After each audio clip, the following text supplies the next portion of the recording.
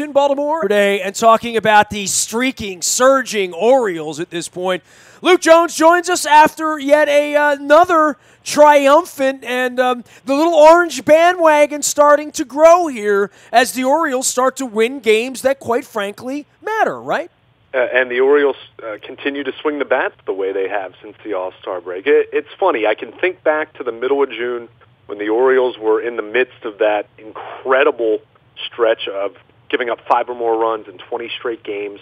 It was at that point that they fell below the 500 mark. And I can remember writing it. I can remember talking about it with you, really wondering if we would see them back at the 500 mark again. And lo and behold, a couple months later, they're back over 500 thanks to a 5-game winning streak. And, they've gotten contributions all the way around, but it's really been their offense finally swinging the bats the way they thought they could over the course of the year. We didn't see that in the first half. Clearly, the starting pitching was their biggest weakness and continues to be, quite frankly. I mean, Chris Tillman was not good on Monday night, but they've gotten contributions from just about everyone.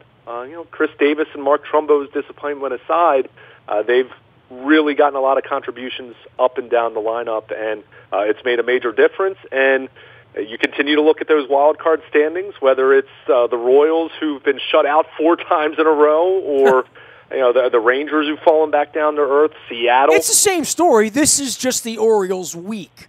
Now, if a week becomes a month, it becomes a trend and you get to win. But, the Mariners over the haul here and the Angels over the last 5 or 6 weeks have been the better teams. But, those teams were well under 500 at one point, 4, 5, 6, 7 games. I mean, much like the Orioles were at one point. But, the Royals were buried 2 months ago, right? And lo and behold, here they come again.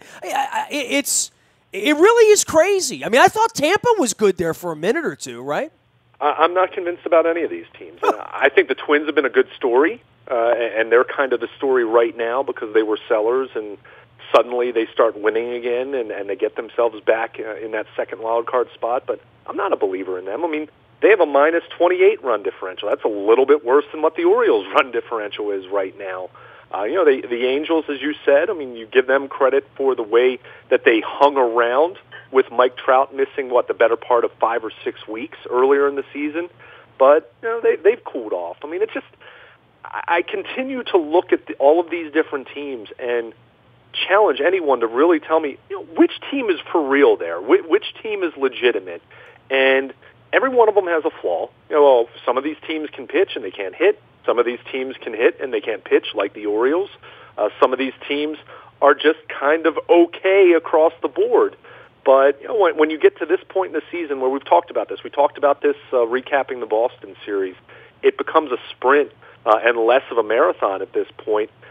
You do kind of lean on the fact that the Orioles have been here before, the fact that they were able to recover last September after playing some pretty mediocre baseball and play well enough down the stretch to get the job done. And you wonder if perhaps, maybe, they're able to do that again here. Now, they've certainly benefited from the fact that no one has run away with this thing.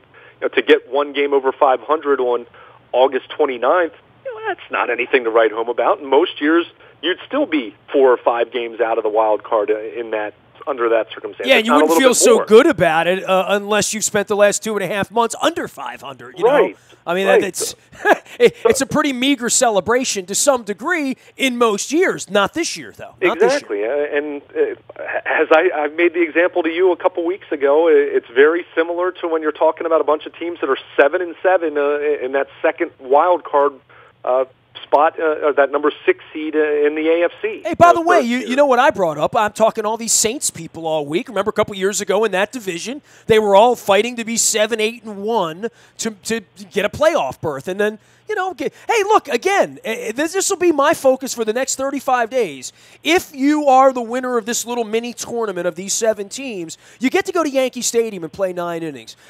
If that doesn't get your blood boiling as a fan, as an Oriole, as a one and done, I get to play 1 Game 7 in Yankee Stadium. I'll take my chances with that.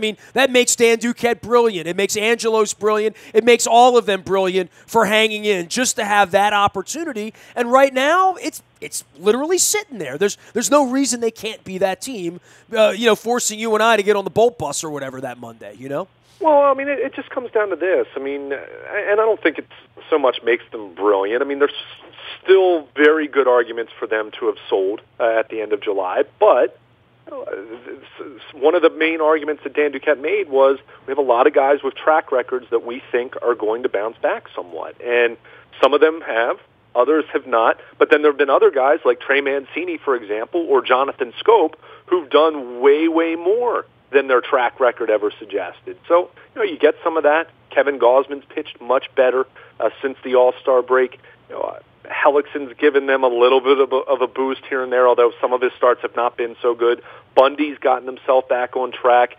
They're healthier in the bullpen. And it all adds up to playing better baseball. It's not as though they've been unbelievable in the second half of the season. They're 5 games over 500 since the All-Star break. But they've done enough, and other teams have not done enough, and that's been the story of this entire convoluted, mediocre wild card race. That they've been able to jump 4 or 5 teams here over the last week. I mean, at the end of that road trip, we were talking about the fact that they were still mathematically in it, but they were behind Seattle and Tampa Bay and Texas and Kansas City. And remember, they were right there. The Blue Jays were right there with them at that point. And you were kind of thinking, this feels over. It's not, but it's really feeling that way. And you get on a little bit of a roll. You win that Oakland series and do what they did against the Red Sox. And now, in Game 1 anyway, take care of a Mariners team that is reeling a little bit from how they played over the weekend. So you just have to continue it. It serves little purpose to get back over 500 if now you're going to lose 3 of your next 4 games. I mean, you got to win these series. You got to take care of business at home. I said it to you going into this homestand, this 10-game homestand. I think to really put themselves in good position, and that does not mean run away with it by any stretch, because I don't think any of these teams are good enough to run away with it. But if they can have a 7-3 homestand at worst, which basically just means you win each of those 3 series, you'll be in pretty good shape. But the most important ones are these ones. I mean, this is one of the teams they're competing with. If somehow they drop an extra one to Toronto, it's not good. But in the end, Seattle's going to be one of the ones who's measuring themselves against the Orioles the last week of September. And, there are 7 teams, and no one's run away. And it's not like they're winning, getting these incredible, pitching efforts every night. I mean, nights when they score 7 or 8 runs, they have a chance to win. And Monday was a great example of that. But, let's talk about Tillman just a little bit, on the backside of this and where they're going with this, because they're clearly, I judge the mouthpieces. When I hear Jim Hunter's lips moving or Mike Bordick, and they're all in the same direction and they're selling it like Vince McMahon and Mean Gene would sell me something 30 years ago, I would know where the next plot in the storyline is going. And it really feels as though they really love Chris Tillman so much that he will be on the team next year in some capacity or given an opportunity. I don't know what they're seeing. I don't know what they know. It just feels like we don't know, that I don't know enough to judge it, because I really do scratch my head as to why at this point. Because he is a great kid, and I'll give you all that. But that's never hurt Buck's feelings before. Buck's had tough talks with guys with 8 ERAs, usually before they get to 8 ERAs, right? Well, I think it comes down to this. I mean, as far as next year, can they give this guy a 1-year contract on the cheap and hope that he rebounds? It probably wouldn't be the worst investment in the world, assuming you're not willing to go down the road the entire season if he has a 7 or 8 ERA, as they basically have this year. I think with Tillman, first of all, we understand that why they're trying to do this 6-man rotation. They're trying to get Bundy extra rest. They're trying to get Gausman an extra day here or there. They're trying to do it with Hellickson even. I think Miley's even acknowledged that it's helped them a little bit. But at the same time, if you're going to have that number 6 spot, it's got to be something that is representative. And with September 1st call-ups, I do wonder if perhaps you see them pursue And maybe they did anyone. Literally, and he's the worst pitcher in Major League Baseball this year. I mean, he just is. I mean, I'm not being mean. I like the guy. He's always been respectful to me. But, I mean, you just can't keep sending a guy out with an 8 ERA. I mean, bring Dave Johnson down out of the booth. Just let him throw BP. Or Palmer. I mean, literally, it's not Major League Baseball pitching. And, you could say, well, God, dude, he got him into the 6th inning, and he did. But... and I guess that's all they really want, right? I mean, on a night that he's going to pitch, if you're not going to score 6 or 7, you're not going to win. I mean, That's it. And I think what's going to be interesting is the fact that when they do have an expanded bullpen, when they have extra pitchers, what does that 6th spot become? Okay, you can still say Chris Tillman's going to pitch the first couple innings, but you should, and you better put yourself in a position where you can pull them, and pull them very early. They couldn't do that on Monday night. Of course, you watched the game on Sunday. They had to really extend the bullpen, and a lot of it was self-inflicted. The bullpen didn't pitch, the most efficiently. They were effective from a standpoint they didn't give up runs on Sunday, but they had to really work. There's a lot of effort for that one run. Yeah, so I think that's a big reason why you saw Tillman into the 6th inning. And hey, by the way, though, in saying that, that was almost like a playoff game, right? Like literally, right? It was. Oh, sure. Literally, when you win that kind of game, that's one where Buck goes back and says, hey, that 3 of you guys, we're going to need you in the 6th inning to win the baseball game for us, and look, dude, I'm no longer pessimistic, you know what I mean? And I'm not spreading love and cheer, but what I'm seeing this week gives me, I didn't think there was any sign of life for this team when Machado was batting .218, right? I mean, sure. I don't think any of us did. There was no reason really to, other than just to say that regression to the mean and look at his batting average and balls in play, and you look at all those things and you say, okay. And we talked about this in June and July. I said it at that point that they would start playing better at some point. Now, I didn't know if it's going to be enough. We still don't know if it's going to be enough. I mean, this team could lose 7 of its next 10 for all we know. That's the kind of season it's been. They could go on another ridiculous stretch of not just bad starting pitching, but horrendous starting pitching. But I knew they were going to start playing a little bit better at some point. It's just I didn't know 2 months ago when we had this conversation that one game over 500 would have them a game and a half out of the second wild card. And, so they've been a benefit of, they've been the benefactor of circumstances. There's no question about that. But they have played a little bit better. The pitching has been a little bit better. The bullpen healthier. The Tillman thing, I mean, I don't know how you can continue to give him starts, and especially with an expanded roster, knowing you'll have guys like Alec Asher and Jason Aquino at your disposal. How you wouldn't just turn that, if you want to give everyone an extra day of rest, that's fine. I mean, we're in a pennant race here, dude. You know what I mean? I agreed, and that's why I'm saying that. If you want to give everyone an extra day of rest, that's fine. Then turn that into a pseudo bullpen day with basically saying, all right, I'll start Jason Aquino, and he's going to pitch 4 innings. I'm going to give the ball to Alec Asher for 2, and then I turn it over to my regular bullpen, and I hope that works. And quite frankly, I'm not saying that those results will be great, but when you're talking about a 7.91 ERA for Chris Tillman, Buck loves to do this thing where someone will ask about someone's status, and then he'll say, okay, well then who?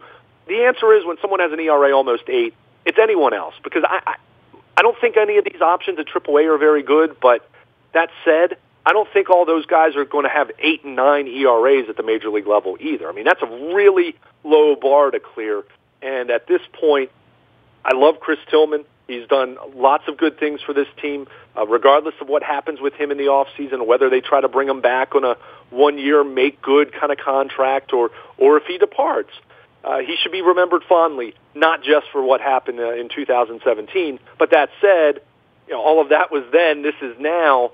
You can't just be looking at the past and completely ignoring what you're seeing right now, which is a guy who's just not getting the job done. He has these spurts, and they're very fleeting, where he looks okay. He kind of looks like Chris Tillman again. He'll get through an inning, maybe 2, and look somewhat like the guy that you've seen. But then he starts walking people, starts missing his spot. And we're not talking about missing the target by a few inches. We're talking about Castillo sets up low and away, and the ball comes up and in. He misses by 1.5 feet. And you can't win. You can't succeed like that in the major leagues unless you have such dynamic stuff, such great velocity that you're so effectively wild that you get so many swings and misses, and that's not Chris Tillman. So I am very intrigued to see how they handle this as his next turn in the rotation, hypothetically, will be after September 1st. So does he get the ball again? If he does, it would be absolute lunacy to give him the ball and kind of treat it like a regular start. It might be, okay, we'll give you the first inning, we'll give you the second inning, but if you're not going to get the job done, you're going to get into trouble. We're going to bring in one of these other guys because I don't know how you can view these other guys as worse than what Chris Tillman has given you really all season, save for a handful of starts where he's been okay. It just doesn't work, and it's not fair to him, quite frankly, because I don't think it's a question of effort with the guy. I think because of the shoulder, because of what's happened, he's had to change his arm slot. He's clearly not the same mechanically. He just can't get the job done as much as he wants to. It's not an issue of effort. It's an issue of not being able to get results. And you got to be fair to the rest of these guys that are right in the middle of a playoff race, and they have a very reasonable chance to do it when you look at where everyone else is. But you got to figure something out there, whether it's just going back to a five-man straight or whether it's kind of getting a little more creative with that sixth spot, that flex spot, so to speak. I can't see how you can possibly continue to give Tillman a shot. You gave him a couple more starts after he was in the bullpen. The results have been the same. I think you got to try something else. He is Luke Jones. He is Baltimore Luke out on Twitter, as well as Luke at WNST.net. We're also monitoring the Ravens as they get ready for New Orleans and the Orioles get ready for Seattle. And we're watching this mess down in Houston that there's going to be all sorts of sports ramifications for the Texans and for college football and for baseball and many, many lives. And, people connected with that part of the world, and we know many of them, even through the Ravens. It is, it's a wild scene here this week all the way around. And on the baseball side of things for the Orioles, for me, in watching them play, and I don't want to be the negative guy here, but boy, they run the base pass crazy, and they don't take care of the ball, and they don't fundamentally, prepare for rundowns and stuff. And Machado's not always hustling. It's really apparent on a night when 3 innings into the game, they've run themselves out of an inning like Jeff Stone, and Palmer's sort of beating on him a little bit. I guess if Bordick was in the booth, it would just be, oh, well. There's some real knuckleheadedness going on through this pennant race thing with the Orioles, right? Yeah, we've talked about this. I don't think it's club-wide, but I think there's a few repeat perpetrators where they've had issues. We've talked about Machado at length. At this point, I hate being flippant about it and just saying it's Manny being Manny, but it's kind of, it's been a recreation of that here in Baltimore, and you certainly take all the great, not just good, but all the great that comes with him, but you have that, we saw it with Scope. They have some of that. This is a flawed team. Just because they're starting to win now doesn't mean that they don't have their flaws. They definitely do. And I would agree. It's not as crisp of a Buck Showalter team as we've seen in the past. Defensively, they played pretty well. I don't think, for as much as they have some guys in the outfield that are limited, although Mancini, I think, has certainly been an upgrade over Hyun-Soo Kim defensively in left field. I saw Gentry play a ball the other night that looked like he'd never been under a ball, well, right? Gentry's pretty good defense. He had issues on Sunday, yeah. I don't disagree with that. Well, it was just sort of memorable. But yeah, by and large, he's a pretty good defensive player. That's why he's on the team. And certainly Joey Rickard, who will be back with September call-ups, he's been actually, and I was critical of his defense a year ago. He's been really good defensively. So there's also been a lot of double plays that have bailed them at different points that are sensational plays to some degree. The plays that were plus plays that not everybody in the league makes them. Yeah, Beckham made a couple unbelievable plays on Monday night, but their defense I think has gotten better as the year's gone on. But the base running is definitely, that's left something to be desired. There's no doubt about that. I think some of that is guys pressing at times. I think we've seen a lot of that really when they were losing. You saw probably a little bit more of that. And guys that are, some of them young players that they just kind of, they lose themselves in the moment a little bit. And it's not to excuse them. It's what happens when you're a bad base runner. no one goes into a play saying, well, I want to mess this up for my team. It's just they kind of lose track of a situation, or they don't get a good read on a ball. It's any number of reasons, but it is something that's happened too much. And I know Buck addresses those things privately. He's not going to call someone out on something like that to the media, but that's something that's talked about. But it's something that hasn't been cleaned up nearly enough. And it's really, it's kind of interesting the fact that the Orioles scored 7 runs on Monday night, and you really got a sense that it could have been much more than that. They squandered a couple bases-loaded opportunities. As you mentioned, they ran themselves out of a couple outs where they could have tacked on more runs.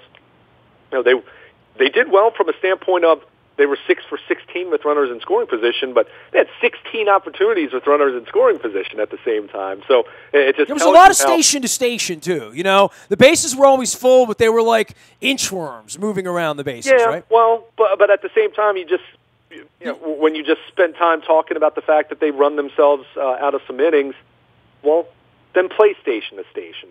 When you play station to station, you're not getting yourself. Well, you're setting yourself up for somebody to hit a home run, and like only 7 or 8 of these guys is going to hit 20 this year, right? So, yeah. At any point, 2 guys on, and you got an Earl Weaver, right? Yeah, I mean, the situation that kind of bothered me was, the Castillo play when Beckham's coming up. I mean, that's one where just you have one of your 2 best hitters over the last 3 or 4 weeks, or 3 best hitters over the last 4 weeks coming up.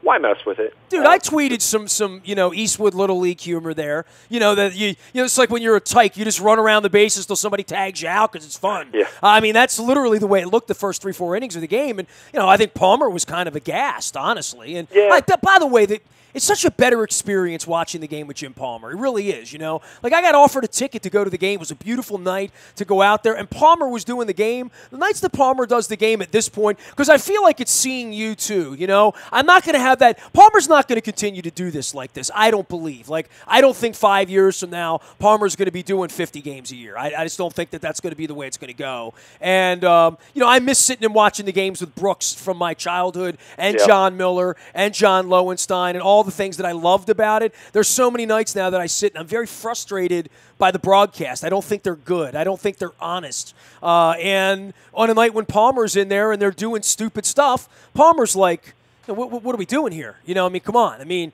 How many innings are we going to run ourselves out of here?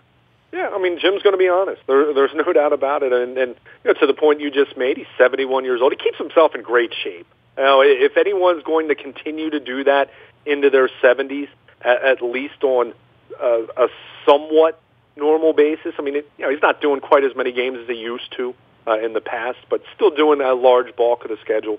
I just like hearing his perspective on the pitching. Hey, dude, it's almost like when Chuck Thompson came back at the end and he didn't really lose it at the end until the end of the end, but when he first came back and started doing a Sunday game here and again, it was like worth it just to put it on, man. Like, you know what I mean? Like, I'm a nerd like that, right? You just think about the history, the years of experience, the wealth of knowledge that he brings. It's just, I don't care how good you are as a broadcaster, when you're someone like him and you can communicate in the way that he can and be endearing. And, I've heard, and I can even remember back to my grandparents, God rest their souls, complaining about Palmer. All he does is talk about himself. Well, when you're a Hall of Fame pitcher, it's okay. I want to hear you talk about yourself. That's why you're there. You're there because you're Jim Palmer. Come on. I've always, I've always enjoyed that. I've enjoyed the honesty. I've enjoyed the perspective on pitchers. He'll pick up on things that no one else, even someone who's watched the game their entire lives, even someone else who's played the game, he'll pick up on certain things that, frankly, you would have never seen. You would have never observed that. I spent 2 hours with him in the Harbor Castle Westin in Toronto in 1995, 4, 5, 6, somewhere in there. And 2 hours of just sitting and talking about baseball with him. He was giving me Louis stories and stuff. And, if I had to ask him if I went and had a beer with him right now and asked him about stuff, I love his stories, the Earl Weaver stuff and all that, but the Howard Cosell stuff.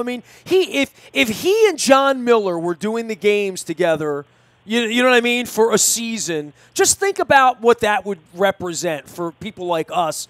even if the team wasn't any good, if just a run-of-the-mill, pedestrian, 480 team, just how good the broadcast can be. And I guess I'm just being wistful about Palmer because I feel like he's not on more than he is. Now when he is on, it's so obvious how good he is. Kind of like when Ric Flair went back and wrestled. Yeah, sure. I mean? It was just better than anything else that was going on out there. And, I have a great appreciation for that. And I really have a great appreciation for that when the Orioles are doing stupid stuff in the middle of the pennant race and giving 2 outs away, key outs in at-bats, in a game where they're going to need those runs. And they almost did need those runs in the end, right? I mean, literally. Yeah, but it goes back to what I said. I mean, we know this isn't a perfect team, and just because they're playing better doesn't mean that those same flaws aren't the same. I mean, they still have the worst starter ERA in the American League. It's better than it was. In fact, it's improved by about half a run since the time we were talking about it being just over 6. I mean, they've gotten it down to 5.5 for their starter ERA, which is still terrible. But when you consider relative to where it was 6 weeks ago, that's some decent improvement there. That's one of the reasons why they've been able to play a little bit better baseball.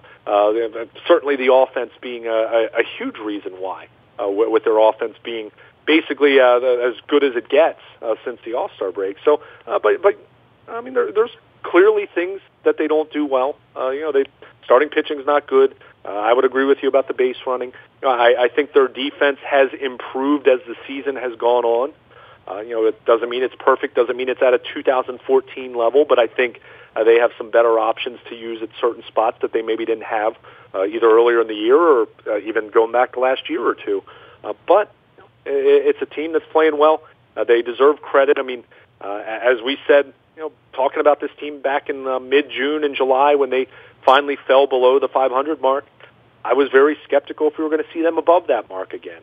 And here they are, and they have a chance to move closer and put a little more distance between themselves and some of the teams behind them in that race and try to catch the Minnesota Twins here, which are, they're not all that far behind with a lot of baseball yet to be played. Pretty fun. Sure beats the alternative of just playing out the string, which I think if you had asked anyone 5 or 6 weeks ago, they would have thought that would have been the much more likely outcome. I mentioned the Houston thing, and I just had brought it up because it's so front and center on my timeline. My cousin lives in Katy, Texas. I have many friends that have evacuated now to Austin. Obviously dear friends of ours, John McClain, Steph Stradley, people we know that come on the radio with us, Richard Justice down there, amongst others. Dude, and where the Astros are, this is now going to become, there's going to be a sports part of this story, as there was with the Saints. And this week, reminiscing about all the awful stuff with Katrina and the Ravens. And I had Coach Billick joined us earlier this week, and we talked about that. And I remember catching that plane with Matt Stover that morning that Katrina rolled in there. And to see what's going on down there right now, the Astros are going to run off to Tampa, continue to play baseball because that's what baseball does. But this is going to be a wild, wild part of their story. That's the baseball part of this is going to be played out as this whole story unfurls, and there's going to be incredible tragedy all the way around this thing, man. You're absolutely right, and it's one of those things when you start thinking about it, when you start talking about it, it makes guys like us feel silly that we talk about what we do and do what we do for a living, because in contrast, and that's not to say that sports isn't important, it's not to say that sports doesn't have deep value to a community, but when you're talking about times like this, it feels so inconsequential. I mean, the Astros are having a great season.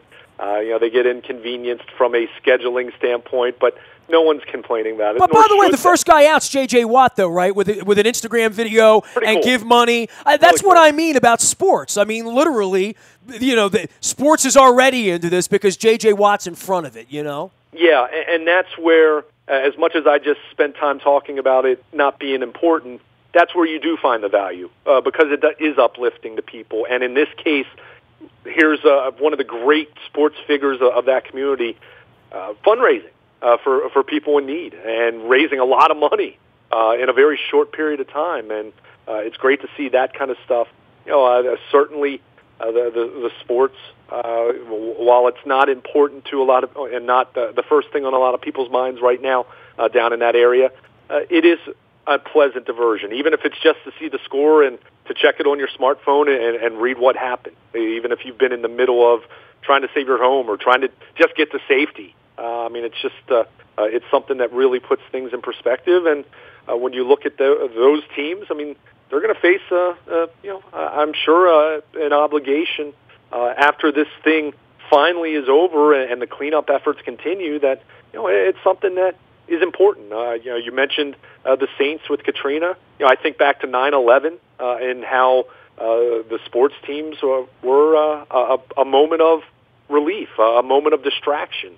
I mean, that's where sports do find their value. It's not all that important in relation to people being safe and losing their homes and having food and having shelter in times like this, but it can provide that distraction, that moment of trying to escape reality, and that's where that's where those teams are, and you hope in the process they can do some good for the community. And seeing J.J. Watt and seeing those teams donate money to the efforts, pretty cool to see that despite all the devastation currently happening down there. Yeah, I mean, Dan Pastorini went to the game with me. We're Facebook friends, and I know, you and I had such a good time down there. You know what I mean? Now, to see these incredible images coming out of there, a place you and I were literally, we walked the streets there every morning, going to work, and walked home every day, and drank in those bars, and, know those streets so well. It's, this has been tough to watch, and, I know the story's going to be bigger than just there, and this thing's going to, we remember the ripple effects and,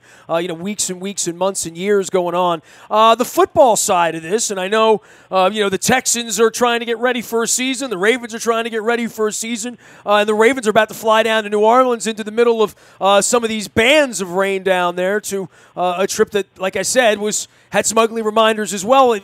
Any thoughts on the Ravens here this week and what we're going to see on Thursday night that's going to be in any way beneficial? Well, I mean, it's Thursday night. They're going to decide maybe a few roster spots. The big news Monday, earlier in the day from a football standpoint, we learned Albert McClellan lost for the season, a torn ACL, which don't sleep on that being a sneaky, tough loss for them. No, he's not a starter. No, it's not a season-changing kind of loss in the same way that we've talked about Joe Flacco's back and some of the other players that they've lost for the season. But, that's a depth kind of player that able to play all four linebacker positions, able to play special teams, and one of their best special teams players, I should say. And to lose him, that is a valuable chip on game day when you only have so many active roster spots. You only have so many backups at any given position or who can play any given position.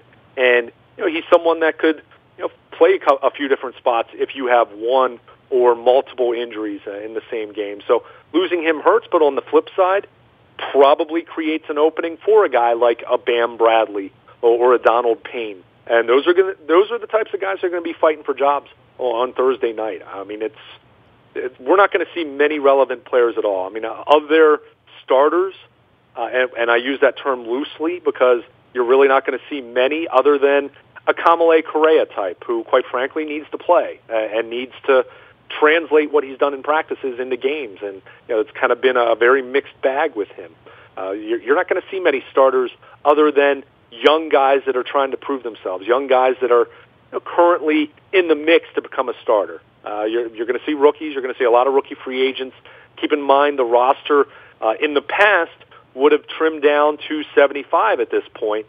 They don't have the 75 trimmed down anymore. It goes from 90 to 53 on Saturday. So, if you're John Harbaugh and these coaches, is there a little more? Is there a hidden cost there? If you're trying to maybe give a few more guys a few more snaps, let some guys get some tape where they can catch on elsewhere? Is there a little bit of that going on in addition to just trying to keep more of your real players out of harm's way? It might be a little bit of a balancing act there, but as far as what we're going to see with the game itself, I have very little interest.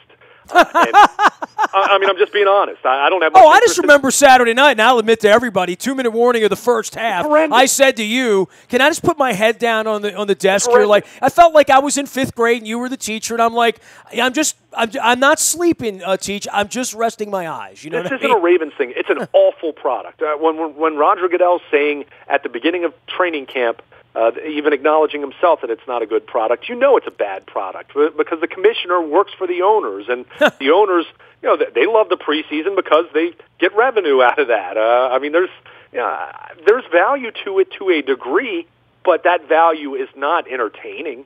It's for the coaches to evaluate, and yes, they need some live game reps, and yes, there's a balance there of keeping guys safe and healthy compared to needing guys to get ready, and that's kind of where the Ravens have been with Joe Flacco, and they elected to hold him out completely, assuming he is going to be fine, which, John Harbaugh promising that he's going to be playing against Cincinnati, he'll be ready to go. We'll see. I believe he's going to be out there. I don't know how ready he's going to be, but just this overall preseason product, it's terrible.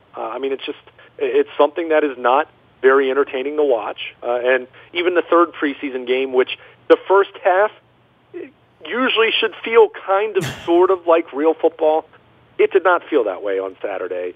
The defense looked really good. The offense looked terrible, and that's kind of what we had seen in the previous two games, and you're hoping the defense continues to look really good, and the offense looks much, much different with Joe Flacco under center.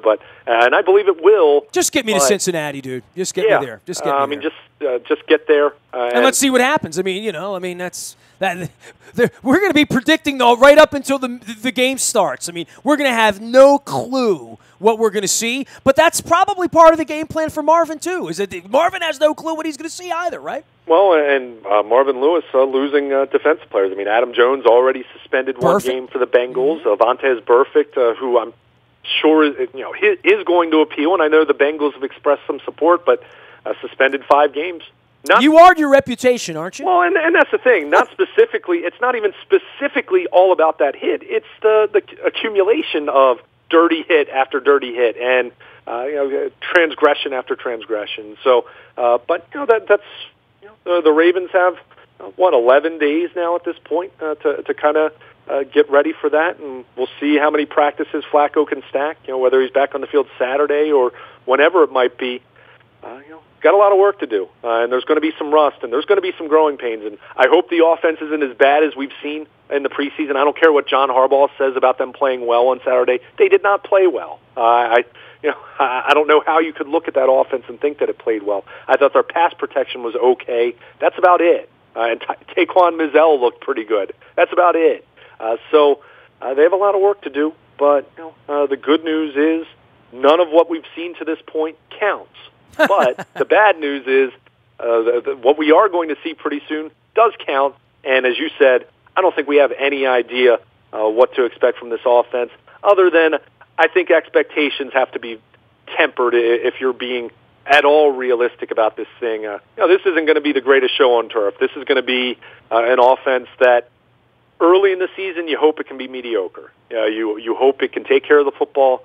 You hope they can run the ball, which that's one of my disappointments of the summer. I hope Sam Cook punts well. Yeah, you hope he punts well. You hope Justin Tucker continues to do his thing, because I have a feeling both of those individuals are very much going to make their money this year. And speaking of money, John Harbaugh, extra year on his contract. How do you like that segue? We almost forgot. Isn't that funny? We're talking, Ravens news. Oh, they just signed the coach up for a couple more years. But here's the thing with that. I don't think this is an overly dynamic, dramatic development. I think this tells you what you and I have really talked about since the end-of-season press conference back in January.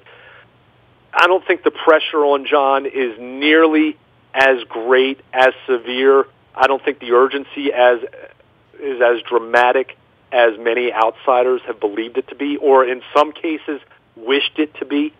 John needs to be better, in the same way that Ozzie Newsome and Eric DeCosta need to be better. And the seat should be warm, not on fire necessarily, but there should be some pressure there, because they have missed the playoffs 3 out of the last 4 years. John Harbaugh's starting quarterback hasn't been able to stand upright for a month. And that's where I don't know how to judge John Harbaugh with that, right? And that's where you do look at this and say, okay, I think the message here from Steve Bisciotti is anyone who's out there talking, is speaking in absolutes, who believe that it was playoffs or bust, no questions asked.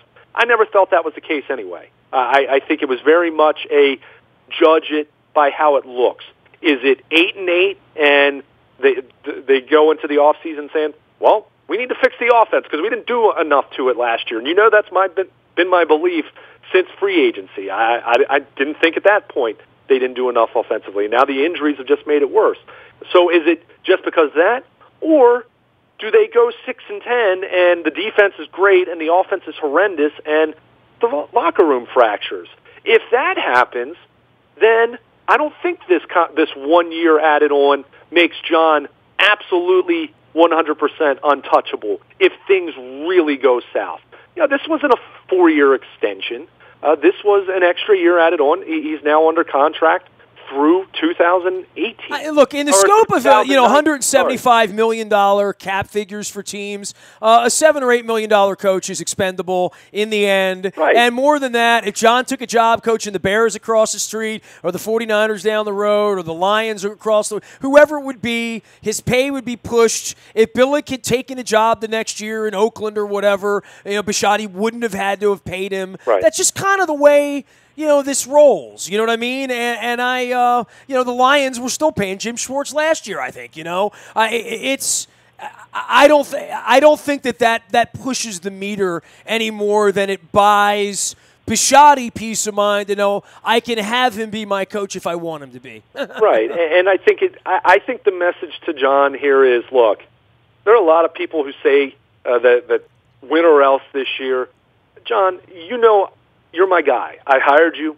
I like you. He gave an interview with Sirius XM back in training camp where he was absolutely praising Harbaugh and his ability to reinvent himself, which, the classic line that Bill Walsh talked about and Brian Billick's talked about this many times is a head coach having a shelf life. And that shelf life typically being maybe 7, 8, 9 years. And you're talking about a time when there wasn't as much turnover. The fact that you have more roster turnover now lends itself to being able to reinvent yourself as long as you can do it in an authentic way. You can't be phony.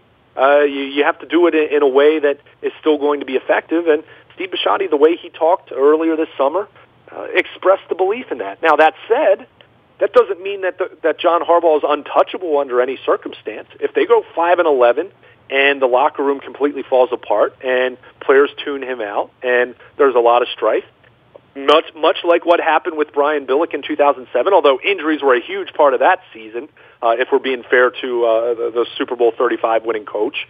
But if those kind of circumstances happen, one extra year tacked on is not going to deter Steve Bisciotti from making a dramatic change if he needs to make it. But on the flip side, I think this one should show outsiders who have felt that it was playoffs or bust, no questions asked for John Harbaugh. If that was truly the case, I never felt that. Neither did you. Right? We didn't feel that way, right? I didn't really. Yeah, no. I think you take everything on a case by case basis. I think. If you make decisions based on such absolutes, on such a pass fail kind of situation, you're going to end up making some really bad decisions. And there are going to be some times, by the way, where a team might not be all that bad.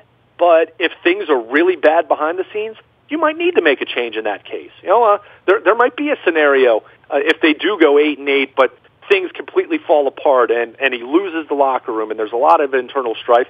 There might be a scenario like that, but you're talking about something that has not happened to this point. John Harbaugh, even through 2015, when the team was 5-11, he kept that locker room together, and that's something that at the end of Billick's tenure, and there were a lot of loud personalities, and I'm not saying that it was all Brian's fault, because it wasn't. But it was very clear what had happened to that locker room at that point in time. We haven't seen that with the Ravens. You have to judge these things on a case-by-case basis. And to me, the biggest thing this signaled on Monday was Steve Bisciotti has a little more faith than some people perceive in his head coach. It doesn't make him bulletproof if things really go off the rails here. But I think it makes it very clear that Bisciotti, and he even said this back in January, so I don't know why it's a big surprise. I guess it's one of those things where people kind of gloss hear it what over. They want to believe. You don't hear it. Bisciotti's so literal. And if you've taken him word for word over 15 years, he's almost dangerously honest. I've always said that. Yeah, and like I said, though, on the flip side, he can change his mind. He changed his mind about Brian late in the 2007 season. So, again, it's not an absolute 100% bulletproof situation, but I think it's very clear anyone who believed that this was truly playoffs or else for John Harbaugh under any circumstance, if they missed the playoffs, that he's out. I think the fact that Steve Bisciotti committed another, $6-7 million to Harbaugh, we don't know the official salary for 2019, but you would assume it's in that same territory where it's been. He's not going to be risking throwing another $6 or $7 million away if it's truly that cut and dried, win the playoffs or you're gone. I think that much has kind of been thrown out of the equation. And as you pointed out, the fact that they've dealt with so many injuries, it is something where you might have to grade this thing on a curve a little bit, especially if Joe Flacco's not healthy. I mean, I don't know. This team's going nowhere with Ryan Mallett as their quarterback. I think we've seen enough from Mallett to know that can they maybe win a game, maybe two, if Flacco has to miss 3 games. Maybe they can do that, and their defense might be good enough to where they can win really, really, really ugly. They might beat Cleveland and Jacksonville with Mallett. Maybe, but I think we all would agree if Flacco is missing any more time than that, this team's going to stink. I mean, they're just not going to be good enough. I think Steve Bisciotti, maybe there was some of that at work here as well by tacking on that extra year. Just to reiterate to John, there's a lot of people talking on the outside. You know how I feel about you. At the same time, if you want another legitimate long-term extension, we need to see some better results. And I think that's fair, too. If he had given them a 5-year extension, I'd be questioning that because they have missed the playoffs 3 out of the last 4 years. They need to be better. He is Luke Jones, Baltimore Luke, out on Twitter, as well as Luke at WNST.net. He's our insider on the scene. Birds at home all week. Lots of Seattle, a little bit of Toronto. Don't look at too far, but the Yankees are going to be in next week as well, and the Orioles very, very much alive and well in this pennant race as the Ravens race off to New Orleans. You can find us out in the Buy a Toyota Audio Vault anytime. It's there for you. Just download the TuneIn Radio app. Listen when you want, where you want, to what you want. The kids call it podcasting. We call it the buyatoyota.com Audio Vault. Morning newspaper ships to your email inbox each and every morning at 7 a.m. That's all brought to you by Planet Fitness and PlanetFitness.com, where it's still $10 a month to get in the best shape of your life. We have been peppering you with WNST texts because there's been stuff happening, and there will continue to be stuff happening with the Ravens cuts as well as the Orioles expansion of roster coming up this weekend, and we'll be evaluating that around here. And I know Luke will be evaluating that at WNST.net as well. It's all brought to you by Coons Ford Security Boulevard. Dennis is here on Thursday getting you ready for fake football and real baseball. And then, of course, next week, lots of real football as we head off to Cincinnati. If you're going to London, we are throwing a party on the Saturday before from 11 till 3. In the Docklands, East London area, we are taking the Emirates Air cable car ride, the Purple Ride, across the River Thames to the O2 Arena, where Zeppelin reunited, which is a pretty cool place. So a little rock and roll history, I'll throw that in there with you as well. Maybe you can listen to some Zeppelin or some Beatles or whatever it is, Pink Floyd, as you sail across the River Thames in a little contraption. It is kind of Willy Wonka-ish. We're doing that on Saturday. If you're going over, join us. Nasty at WNST.net finds me. Facebook, Twitter, LinkedIn, Snapchat, Instagram, streaming live on our Facebook, as well as our YouTube, WNSTV channel. I am Nestor. We are WNST.net, AM 1570, and WNST Towson, Baltimore, and we never stop talking Baltimore sports.